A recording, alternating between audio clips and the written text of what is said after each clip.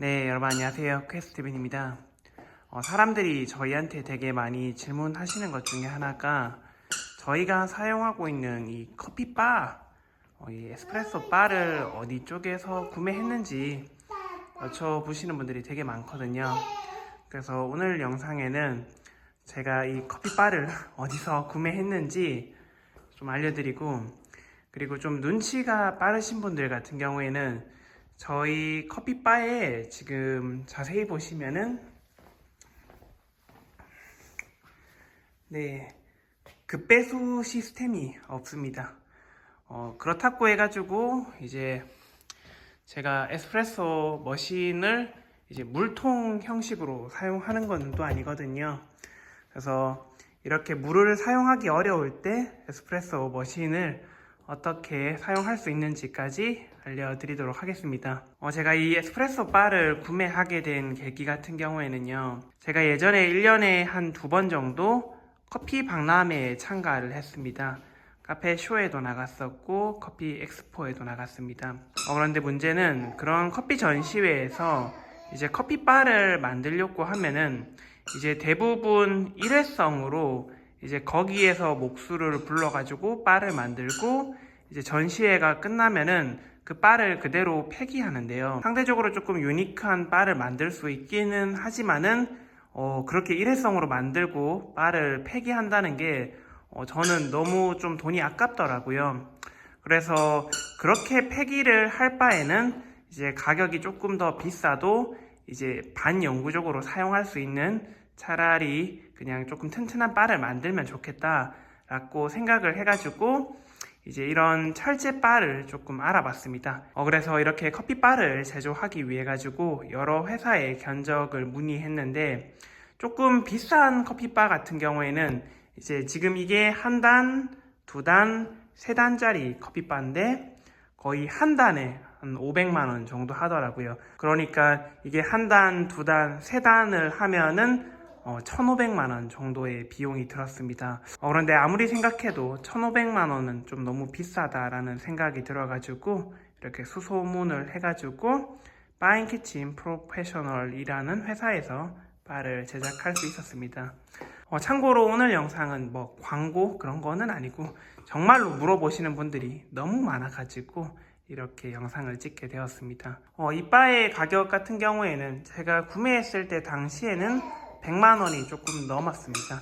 그래서 이렇게 3단을 구매하는데 300만 원 거의 중반 조금 넘게 들었던 것 같고요. 제가 전시회에 자주 나갈 목적으로 바를 구매했기 때문에 일단 바의 내구성이 가장 중요했고요. 그리고 이렇게 바퀴가 달려 있어서 이제 기동성에도 조금 유리한 부분이 마음에 들었습니다. 색깔 같은 경우에는 저는 그레이를 골랐는데 색상도 조금 여러 가지 선택을 할 수 있습니다. 빨간색도 있고 파란색도 있고 그런 건데 약간 인더스트리 느낌이 나는 커피 바입니다. 그리고 이제 문 같은 경우에도 이런 식으로 하나는 이렇게 통짜로 쓸지 아니면 선반을 만들지 그런 것도 선택하실 수가 있고,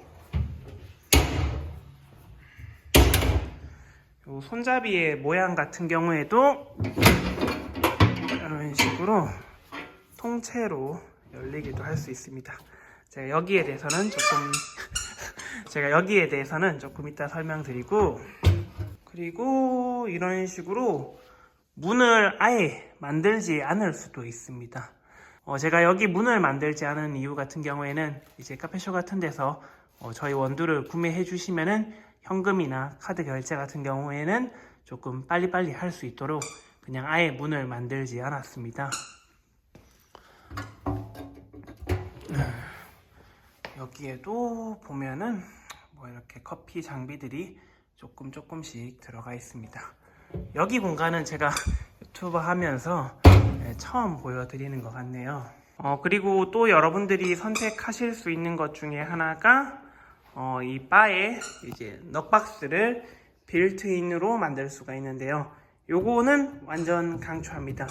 넉박스를 빌트인 식으로 만들면은 여기 하단부에 이렇게 쓰레기통을 만들어 가지고 네, 퍽을 대량으로 보관할 수가 있습니다.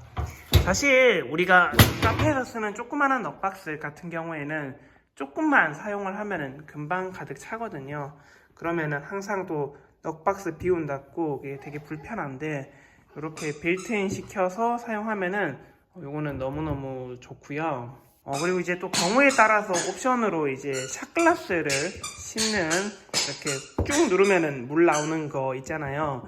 그것도 완전 저는 강추하는데, 저는 당시에는 그게 필요할까라는 생각에 구매하지 않았는데, 그게 조금 지금까지 좀 후회가 되는 것 같아요. 물론 지금 또 뭐 이 바를 이제 타공해가지고 빌트인 식으로 만들 수는 있는데, 지금 와서 또 하려고 하니까 손이 잘 안 가고. 자, 그리고 이번에는 그 배수 시스템에 대해서 조금 알려드릴 건데요. 그래, 문 좀 열어봐봐. 자, 저는 그 배수 시스템을 어떻게 사용하냐면요, 이제 뭐 웬만한 에스프레소 머신이라고 하는 게, 사실은 웬만한 에스프레소 머신은 다 없는데, 얘는 이제 물통을 여기에다가 물통을 넣고 사용을 할 수도 있고요. 그 다음에 이제 직수를 연결해서 사용할 수도 있습니다. 물통이 뭐 이제 제가 가정용으로 쓸 정도로 아주 물을 적게 쓰는 거는 아니에요. 그래서 물통으로 사용하면은 그 양이 너무 적어가지고 불편하고, 그렇다고 직수를 연결하자고 하니까, 직수를 연결하려면은 여기에서 이제 물을 따와가지고 이쪽으로 보내야 되는데, 그러면은 여기가 이제 그냥 맨바닥이잖아요. 근데 여기 물선이 이렇게 지나가면은 아무래도 지나가다가 이제 밟고 넘어질 수도 있고 선이 끊어질 수도 있잖아요. 그래서 저는 직수로는 사용하지가 않았고요. 여기 이렇게 물통에다가 물을 꼽아가지고 사용합니다. 근데 여기서 중요한 게, 그냥 물통을 꼽는다고 해가지고 물이 머신에 급수되는 거는 아니고요. 하나의 장비를 사용하셔야 되는데요. 여기에 있는 도구는 이제 워터 플로젯이라고 하는 장치인데요. 이제 우리가 흔히 뭐 푸드트럭 이런 데서 커피를 내린다고 치면은 이제 급수할 수 있는 시설이 없잖아요.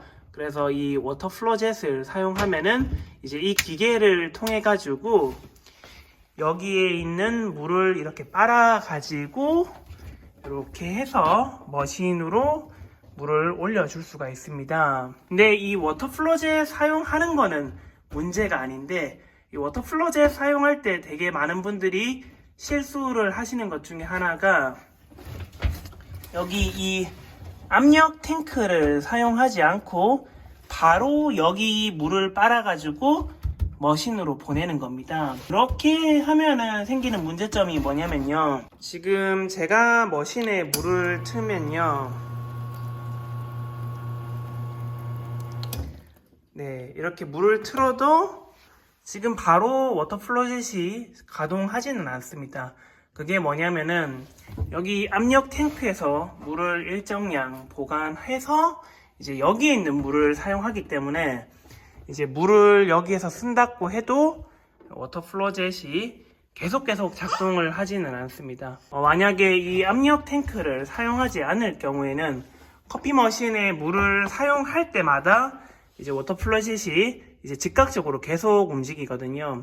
그러면은 당연히 사용을 할 때 내구성에 있어서도 조금 문제가 될 수가 있고요. 이 압력이 항상 9바를 딱 가리키는 게 아니라 9바에서 바늘이 막 떨려요. 막 떨리거든요. 왜 압력이 계속 떨리지? 라고 생각을 하시는데, 그거는 바로 이 압력 탱크를 구매하지 않아서 그렇습니다. 인터넷에 검색을 해보니까 이 압력 탱크를 많이 팔던데, 정확하게 어떤 탱크가 이 사용 용량에 맞는지는 잘 모르겠어요. 그래서 제가 사용하고 있는 거는 이런 모델인데, 아무튼 그렇습니다.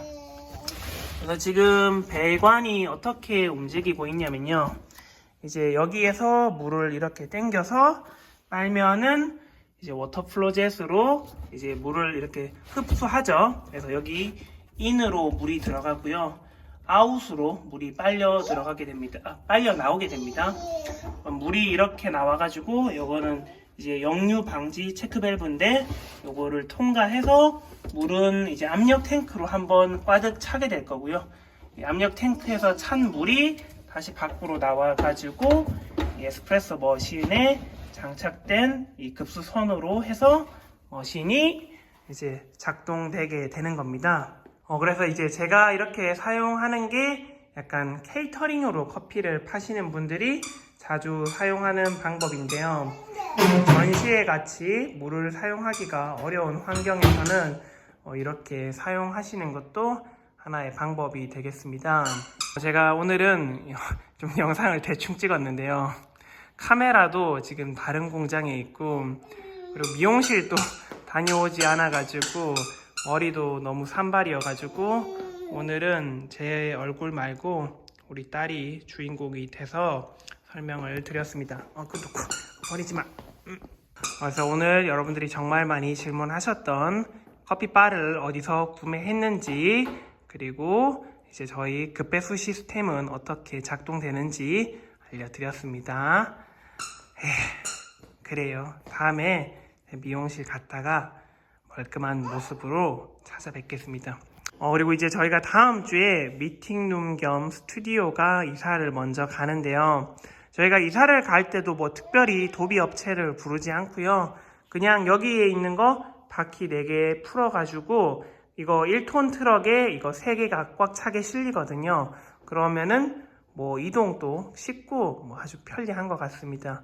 그래서 이거 제가 한 120만원? 130만원 이렇게 하나씩 구매한 것 같은데 지금 몇 년째 사용하고 있는데 지금 잘 보시면은 커피바가 거의 휨 현상이 거의 없습니다. 정말 튼튼해요. 그래요. 오늘 영상은 여기까지입니다. 바이바이.